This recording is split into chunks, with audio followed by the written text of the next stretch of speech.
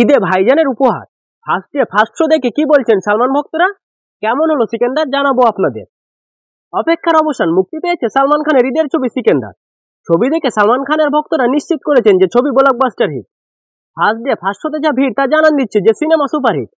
Social মিডিয়ায় এই সিকেন্দার ছবি নিয়ে নানা কমেন্ট ভেসে যাচ্ছে। ভক্তরা সিকেন্দারকে পয়সা বসুল এবং পারফেক্ট সালমান খান ফিল্ম বলছেন। শেষ ক্রেডিট রোল করার আগেই প্রথম শো এর প্রতিক্রিয়া আসতে শুরু করেছে। মূলত ভাইয়ের ভক্তরা এই ছবি নিয়ে নিজেদের উৎসাহ চেপে রাখতে পারছেন না।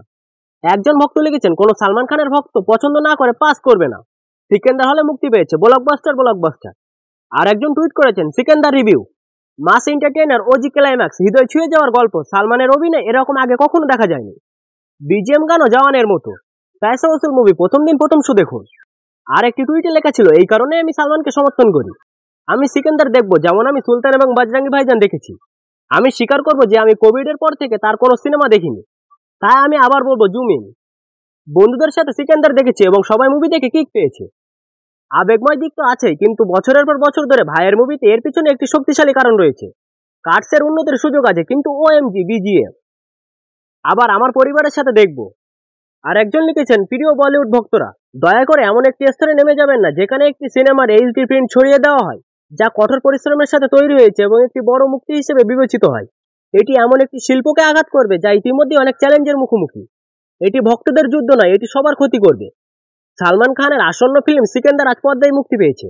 এই ফিল্মটি সুপারহিট প্রমাণিত হবে, কারণ এই ফিল্মে প্রচুর অ্যাকশন এবং থ্রিলার দেখা যাবে। সিকান্দার কি সালমানের আগের সিনেমাগুলিকে টপ করবে? সন্দেহ।